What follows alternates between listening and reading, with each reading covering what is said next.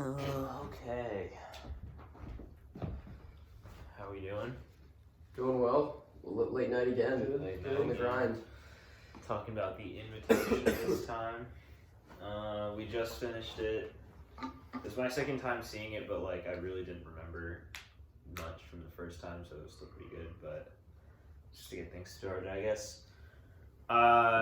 We mentioned this, but I think it did a good job of picking up as the movie went on. I still think there were some elements of it that were kind of weak, like just the foreshadowing is a little too overt, a little too cliche. I think that could have been done better. And just like the dialogue at the very beginning is like very slow, very like not engaging. But like I said, it picked up as it went on. I think the exchange that all the characters had after they watched that video of the cult was pretty interesting. It's just like cool to like I think they did a good job of like battling the ideals. And then obviously like the end with all like the actual action, it was engaging. It piqued your interest, and overall thought it was solid, like 7 out of 10. Yeah, I mean, I think it was like interesting. I just think it was definitely like predictable. I think Arjun mentioned that like the dialogue was not the best in the world. Yeah. And like even like the beginning scene with like him like running into the coyote and like putting it out of its misery. I think that was some pretty blatant foreshadowing to put it, especially after they mentioned they were like they met in a grief group.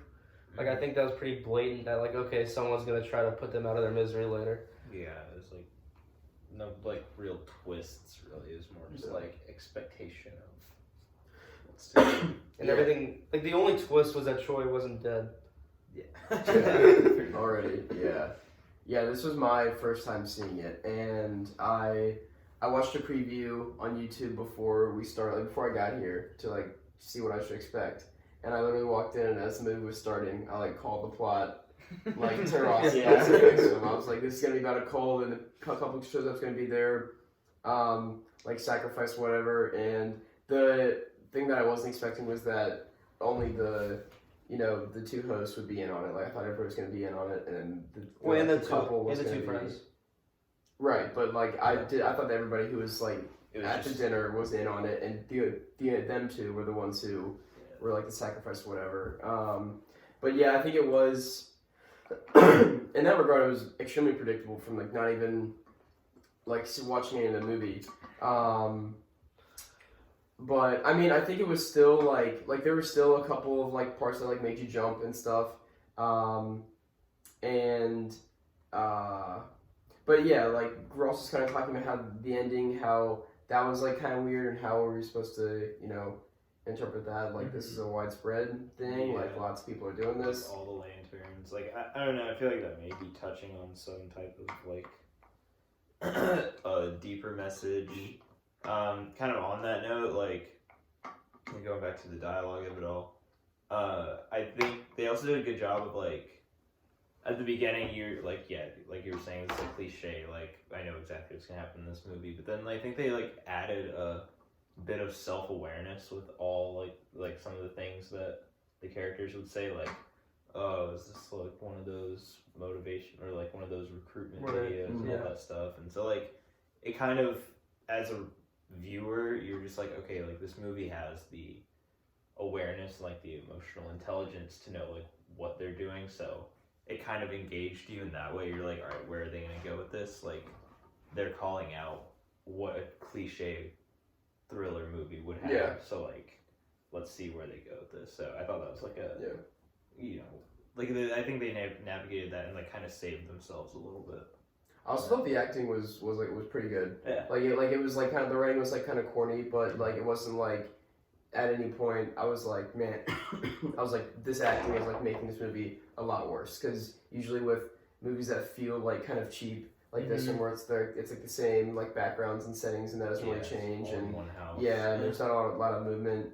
I feel like the acting can kind of also be subpar, but I feel like that was pretty good considering. I mean, I think it's hard to like make like an initiation like type movie like not corny.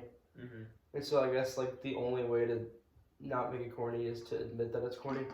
Yeah, like this script is corny.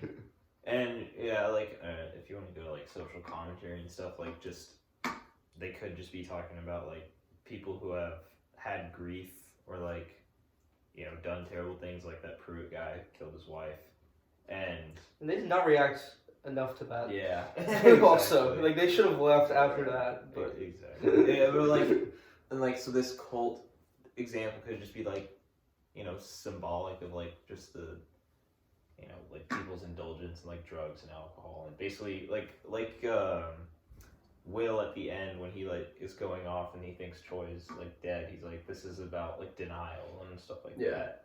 And so like I think this is just like a amplified kind of view on, you know, just distractions to hide you from like, you know, your inner sort of things. So, and especially Eden, when it seemed like she totally wasn't 100% bought in, like her husband was, like just, I guess, to piggyback off the social construct narrative, that people like going through hard stuff like that will literally try anything to kind of help them cope. Yeah. And it's all just a distraction Yeah. at the end of the day. Yeah. All right. Any final thoughts? no, Christian's not here for Elephant in the Room today, so I kind of missed that. We'll respect that. Yeah. we'll respect Yeah. it. We'll leave that to Christian. Okay. All right. Okay, we're good. Good stuff. Excellent. See you, Dr. Hammer.